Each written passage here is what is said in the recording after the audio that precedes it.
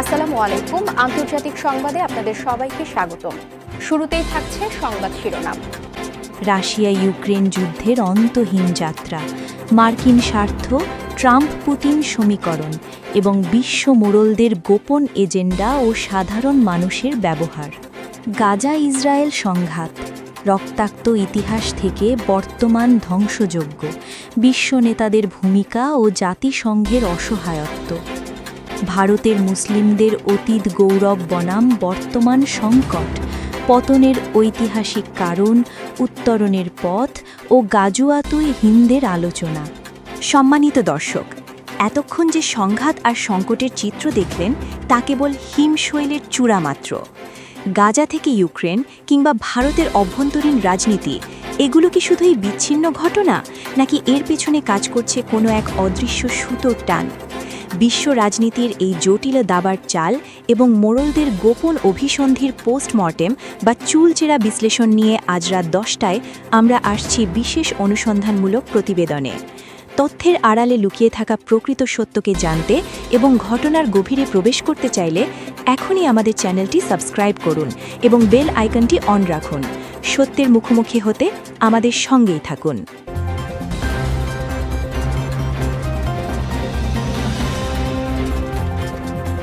Russia Ukraine যুদ্ধের অন্তহীন যাত্রা, মার্কিন স্বার্থ, ট্রাম্প পুতিন সমীকরণ এবং বিশ্ব মোড়লদের গোপন এজেন্ডা ও সাধারণ মানুষের ব্যবহার।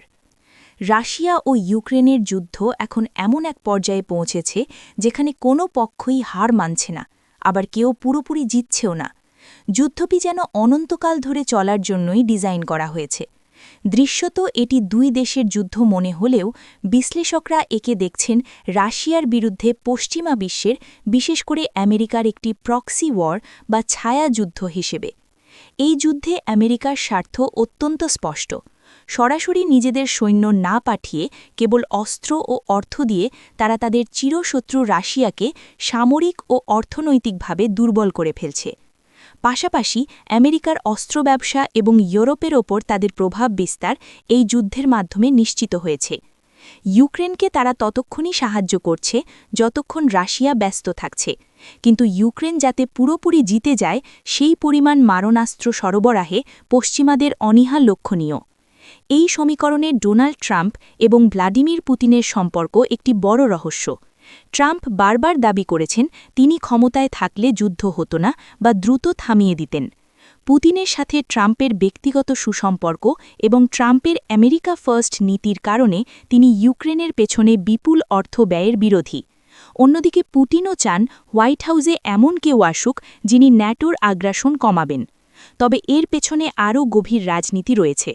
ট্রাম্প ও পুতিন উভয়ই হয়তো বিশ্বায়নের বর্তমান ধারার বিরোধী এবং নিজ নিজ জাতীয়তাবাদী স্বার্থে একে অপরের পরিপূরক হতে পারেন। তবে সবচেয়ে বড় প্রশ্ন হল, বিশ্বের বড় বড় শাসকরা কি সাধারণ মানুষকে দাবা খেলার গুটি হিসেবে ব্যবহার করছে? উত্তরটি ইতিবাচক। এই যুদ্ধে হাজার হাজার সাধারণ সৈনিক ও নাগরিক প্রাণ হারাচ্ছে। বিশ্বজুড়ে মুদ্রাস্ফীতিতে সাধারণ মানুষ পিষ্ট হচ্ছে। কিন্তু পর্দার আড়ালে থাকা গ্লোবাল এলিট বা বিশ্ব মোড়লরা, যাদের মধ্যে রয়েছে বিশাল অস্ত্র ব্যবসায়ী, তেল কোম্পানি এবং আন্তর্জাতিক ব্যাংকাররা, তারা ঠিকই মুনাফা লুটে নিচ্ছে। তাদের মূল উদ্দেশ্য হল সম্পদের নিয়ন্ত্রণ এবং ক্ষমতার ভারসাম্য নিজেদের হাতে রাখা। জাতীয়তাবাদ, গণতন্ত্র বা নিরাপত্তার ধোঁয়া তুলে তারা আম জনতাকে যুদ্ধের মাঠে নামিয়ে দেয়। অথচ দিন শেষে এই যুদ্ধগুলো কেবল তাদের গোপন এজেন্ডা বাস্তবায়নের হাতিয়ার মাত্র।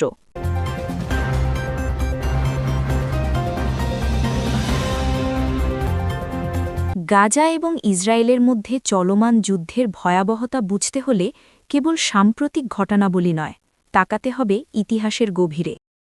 1948 সালে ইসরায়েল রাষ্ট্র প্রতিষ্ঠার পর ফিলিস্তিনিদের তাদের নিজ ভূমি থেকে উচ্ছেদ করার মধ্য দিয়েই এই সংঘাতের বীজ রোপিত হয়েছিল। গাজা উপত্যকা, যা বিশ্বের অন্যতম ঘনবসতিপূর্ণ এলাকা, দীর্ঘদিন ধরেই ইসরায়েলি অবরোধের কারণে একটি উন্মুক্ত কারাগারে পরিণত হয়েছিল। 2023 সালের 7 অক্টোবর হামাসের নজিরবিহীন আক্রমণের প্রেক্ষাপটে ইসরায়েল গাজায় যে সর্বাত্মক যুদ্ধ শুরু করে তা ইতিহাসের অন্যতম বর্বরোচিত অধ্যায় হিসাবে চিহ্নিত হচ্ছে। শুরুটা হয়েছিল আকাশপথের হামলা দিয়ে, এরপর স্থল অভিযান, এবং বর্তমানে এটি একটি দীর্ঘমেয়াদী ধ্বংসযজ্ঞে রূপ নিয়েছে। যুদ্ধের বর্তমান পরিস্থিতি পর্যালোচনা করলে দেখা যায় গাজা কার্যত ধ্বংসস্তূপে পরিণত হয়েছে, কিন্তু যুদ্ধের আনুষ্ঠানিক সমাপ্তি বা স্থায়ী কোনো সমাধান এখনও আসেনি। প্রতিদিন হাজারো নারী ও শিশু প্রাণ হারাচ্ছে, আর দুর্ভিক্ষ ও মহামারী সেখানে নিত্যসঙ্গী। এই দীর্ঘস্থায়ী সংঘাতে বিশ্বের প্রভাবশালী নেতাদের ভূমিকা নিয়ে প্রবল সমালোচনার ঝড় উঠেছে। পশ্চিমা বিশ্বের নেতারা, বিশেষ করে মার্কিন যুক্তরাষ্ট্র ও ইউরোপীয় মিত্ররা, ইসরায়েলকে আত্মরক্ষার দোহাই দিয়ে নিরবিচ্ছিন্নভাবে অস্ত্র ও অর্থ সহায়তা দিয়ে যাচ্ছে। অন্যদিকে মুসলিম বিশ্বের নেতারা নিন্দা প্রস্তাব, জরুরি বৈঠক এবং সীমিত ত্রাণ সহায়তার মধ্যেই নিজেদের দায়িত্ব সীমাবদ্ধ রেখেছেন। ভূ-রাজনৈতিক স্বার্থ এবং ক্ষমতার সমীকরণে ফিলিস্তিনিদের কান্না যেন বিশ্ব নেতাদের আলোচনার টেবিলে খুব একটা প্রভাব ফেলছে না। জাতিসংঘের ভূমিকাও এই যুদ্ধে চরমভাবে প্রশ্নবিদ্ধ হচ্ছে। জাতিসংঘের মহাসচিব এবং বিভিন্ন সংস্থা বারবার যুদ্ধবিরতির আহ্বান জানালেও নিরাপত্তা পরিষদে মার্কিন যুক্তরাষ্ট্রের ভেত ক্ষমতার কারণে কোনো শক্তিশালী পদক্ষেপ নেওয়া সম্ভব হয়নি।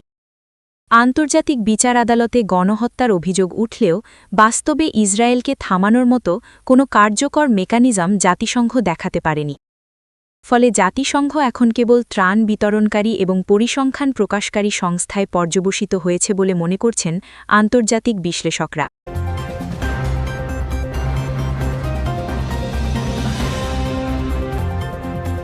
ভারতের মুসলিমদের অতীত গৌরব বনাম বর্তমান সংকট, পতনের ঐতিহাসিক কারণ, উত্তরণের পথ ও গাজওয়াতুল হিন্দের আলোচনা। ভারতীয় উপমহাদেশের ইতিহাসে একসময় মুসলিমরা ছিল শাসকের ভূমিকায়। প্রায় ৭০০ থেকে ৮০০ বছর ধরে মোগল ও সুলতানি আমলে ভারত ছিল বিশ্বের অর্থনীতির অন্যতম চালিকা শক্তি। আজকের ভারত যে স্থাপত্য ও সংস্কৃতির জন্য গর্ব করে, তার বড় অংশই মুসলিম শাসনের অবদান। অথচ কালীর বিবর্তনে সেই শাসকগোষ্ঠী আজ ভারতের অন্যতম নিগৃহীত ও প্রান্তিক জনগোষ্ঠীতে পরিণত হয়েছে। বর্তমান সময়ে ভারতের বিভিন্ন প্রান্তে মুসলিমদের ওপর যে কাঠামোগত নিপীড়ন, খাদ্যাভ্যাস ও পোশাকের ওপর বিধিনিষেধ এবং গণপিটুনির মতো ঘটনা ঘটছে, তা অত্যন্ত উদ্বেগজনক। ইতিহাসবিদ ও সমাজবিজ্ঞানীদের মতে এই পতনের পেছনে বেশ কিছু কারণ রয়েছে। ১৮৫৭ সালের সিপাহী বিদ্রোহের পর ব্রিটিশ শাসকরা সচেতনভাবেই মুসলিমদের ক্ষমতা ও প্রশাসনের কেন্দ্রবিন্দু থেকে সরিয়ে দেয়। পরবর্তীতে দেশভাগের সময় মুসলিম সমাজের শিক্ষিত ও ধনিক শ্রেণীর একটি বড় অংশ পাকিস্তানে চলে যাওয়ায় ভারতে নেতৃত্ব শূন্যতা তৈরি হয়। এছাড়া স্বাধীনতা পরবর্তীতে আধুনিক শিক্ষায় পিছিয়ে পড়া এবং নিজেদের কেবল ভোট ব্যাংক হিসেবে ব্যবহার হতে দেওয়াও এই দুর্গতির অন্যতম কারণ। বর্তমানে উগ্র জাতীয়তাবাদী রাজনীতির উত্থান এই সংকটকে আরও গভীর করেছে। এই পরিস্থিতি থেকে উত্তরণের উপায় হিসেবে বিশ্লেষকরা বলছেন, আবেগ বা সংঘাত নয়, বরং শিক্ষা, অর্থনীতি এবং ঐক্যের পথই একমাত্র সমাধান। সাংবিধানিক অধিকার আদায়ে, আইনি লড়াই এবং নিজেদের অর্থনৈতিকভাবে স্বাবলম্বী করে তোলাই পারে মুসলিমদের হৃত গৌরব ফিরিয়ে আনতে। অন্যদিকে বর্তমান এই নিপীড়নের প্রেক্ষাপটে ধর্মতাত্ত্বিক আলোচনায় প্রায়ই গাজওয়াতুল হিন্দের প্রসঙ্গ উঠে আসে। হাদিস শরীফে বর্ণিত এই ভবিষ্যদ্বাণী অনুযায়ী শেষ জামানায় হিন্দুস্তানে একটি বড় যুদ্ধ সংঘটিত হবে, যেখানে মুসলিমরা বিজয় লাভ করবে। বর্তমান ভূ-রাজনৈতিক অস্থিরতা এবং মুসলিমদের ওপর বাড়তে থাকা চাপের কারণে অনেকে মনে করছেন বর্তমান পরিস্থিতি হয়তো সেই চূড়ান্ত সংঘাতের দিকেই ইঙ্গিত করছে। তবে এটি একটি দীর্ঘমেয়াদী ও আধ্যাত্মিক বিশ্বাসের বিষয়, যা বর্তমানের রাজনৈতিক সমাধানের বিকল্প হিসেবে এখনই বিবেচ্য নাও হতে পারে। তবে বাস্তবতা হল, এই নিপীড়ন চলতে থাকলে তা ভবিষ্যতে বড় কোনো সামাজিক বা আঞ্চলিক অস্থিরতার জন্ম দিতে পারে।